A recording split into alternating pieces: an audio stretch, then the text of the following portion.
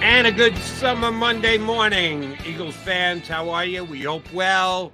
You got your boys, Mac and Mac, here on Birds 365 as the countdown continues. Johnny Mac, 15 days until the Eagles' first report back from camp. They'll have their first activity the day after. You got your car up and running and ready to get across the Ben. Oh, why are you bringing that up, man? You're going to jinx no flat tires. You sure? You're going to jinx it, man. You never bring that kind of stuff up. Yeah, if it's going to happen, it's going to happen on that day. That's yeah. No, are you an overly superstitious guy? Do you believe in jinxes? No, I don't believe in superstition at all. I just but yet you're going to give me a hard time because I bring up the fact that you're going to get a flat tire on first day of Eagles camp. Yeah, I'm just going to give you it. That's happened before, by the way. No, I do not believe in superstition. Yes. I minimally do. Every once in a while, it's just a little too great for me to completely dismiss, but I'm not a big superstitions fan. Well, a lot of fans say when you say something good and say, oh, you're jinxing them. No, I'm not. No, I'm not. I have no control over the Philadelphia Eagles. So, yeah, for the most. But I like to give people a hard time occasionally, as Understood. you know. I had Ben Wagner on the voice of the Toronto Blue Jays on my CBS Sports Radio show this weekend, and we booked him to basically talk about the fact that the Blue Jays were playing well and had moved into second place or third place in their division into a playoff spot in the American League.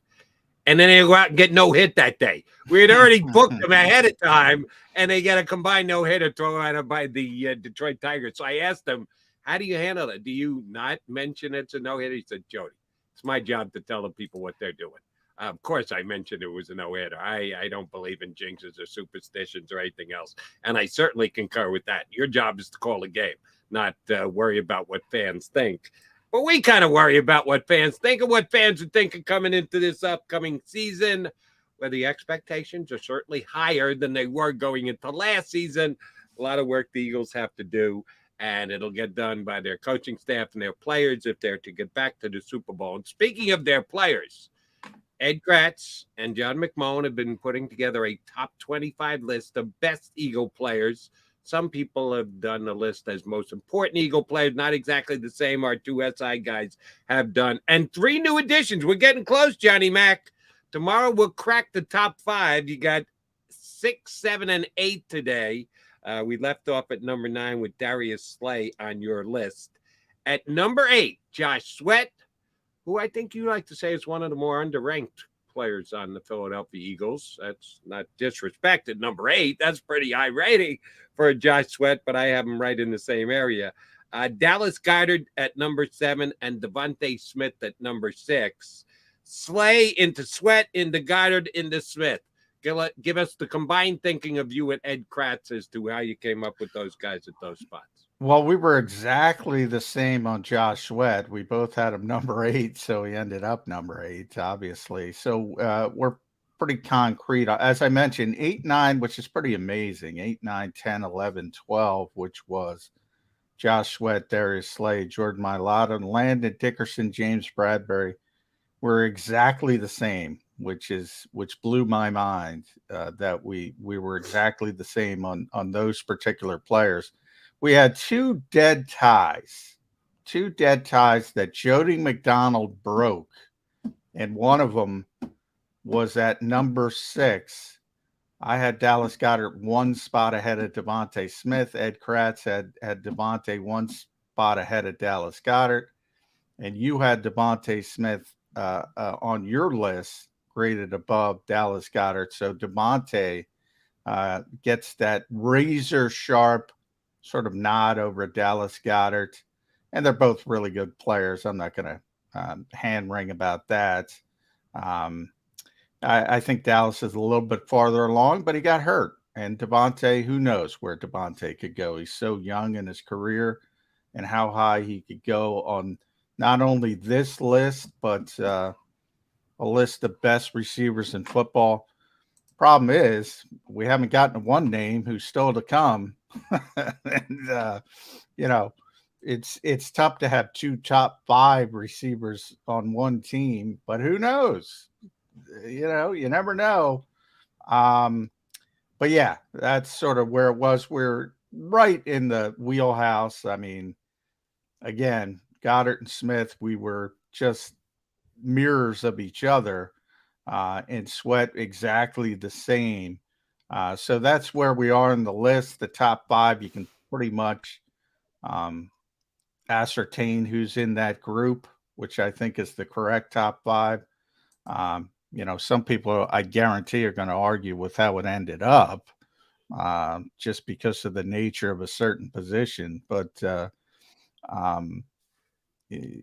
this is a really good team. But one thing I noticed doing this, Jody, the offense is better than the defense. Offense a little better than the defense. Yeah, I would tend to agree. And as you say, there you can probably figure out who the top 5 are right now. We've been giving you John and Ed's list, counting down from like 6. Let's go down to 14. Well, who you had this past week? Smith at 6, Goddard at 7, Josh Sweat at 8, Darius Slay at 9, Mailata at 10. Landon Dickerson 11, Bradbury 12, BG 13, Avonte Maddox 14. There's a bunch of defensive guys in there. That means there's going to be offensive guys left at the top of the list. Mine was a little bit different. I had Cox higher than you. You weren't willing.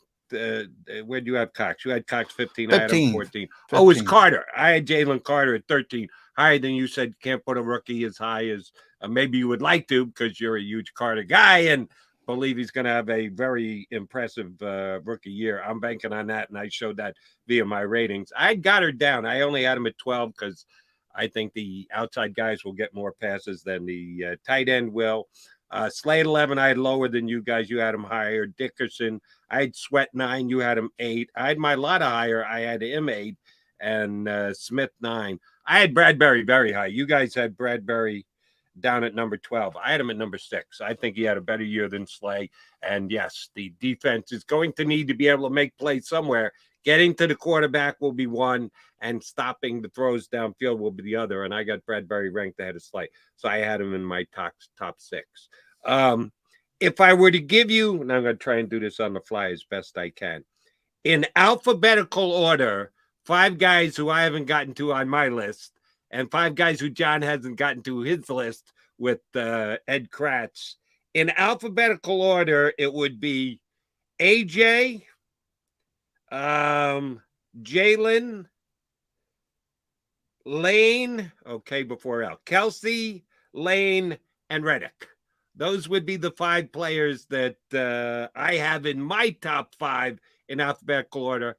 Those your 5 players you got left?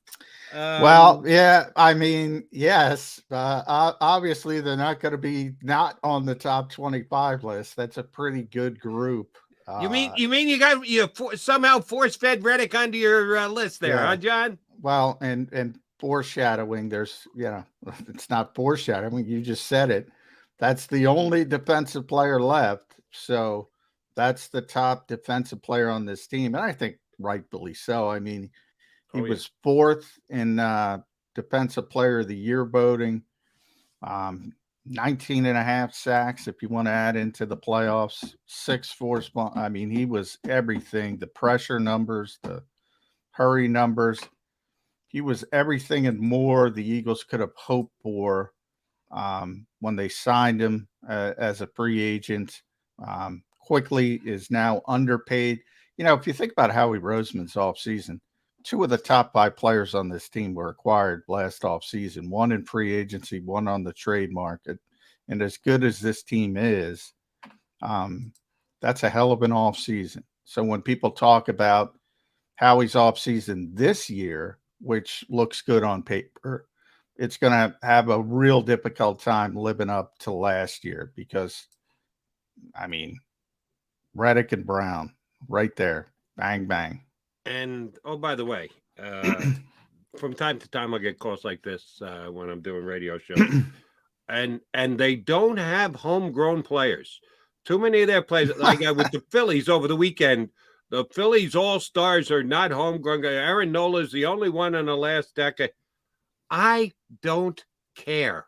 Do you care how the player joins the organization? If they show up and they show out and they play great, who the hell cares how they were acquired? Eagles had to give up a first-round pick to get their hands on A.J. Smith. So maybe they kept the first rounder, maybe became a star. No, you needed a star immediately, and you got it in A.J. Brown. There's a reason for it. It doesn't lessen the player just because they didn't call out his name on draft night or sign him.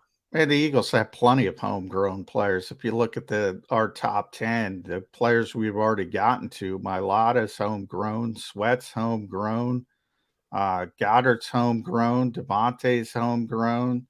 And then you talk about the 5 we haven't gotten to. The only one who isn't home, 2 aren't home. The 2 I just talked about. So the other 3 are homegrown. So, I mean, most of the top 10 is, yeah, that's more of a baseball thing. I do hear it more in baseball. And it's like, who cares? I mean, I think it was always jealousy towards the teams that had a lot of money, like the Yankees, the Dodgers, the Red Sox, and they just buy players. And you got to go about it. It's an uncapped world there. So certain teams have to go about it a different way. And it becomes, I think, more important. But the draft is important. And the Eagles, that's 70% of the top 10 draft. That's pretty good. Yeah, I'm not going to worry about how the Eagles went about getting the players. But you know who the top 5 are? The question is what order they will be in. We'll reveal them one day at a time over the next 5 days with the Eagles' top 25 players. That's what this season is. We're counting it down. We are now just 15 days away from the Eagles reporting to camp and getting the 2023 season underway. Yeah, in the meantime, we'll just continue to analyze, if not overanalyze, the moves that have made, the roster strengths, how it's going to play out this year. Relatively new coaching staff. When you change out 2 coordinators like the Eagles did this year, yeah, that's a pretty good change to your coaching staff. We talk about it day in and day out here on Birds 365, and we try and get guys whose opinions we appreciate and think are pretty well educated on the Birds on a day in, day out basis as far as guests go. We've done that again today. You should recognize the name. You'll recognize the face when he joins us. A longtime Eagle beat guy and now creator of the Eagles, IGGLES Blitz.com. Tommy Lawler's going to jump in with us. McMullen and McDonald, you got it right here on Birds 365.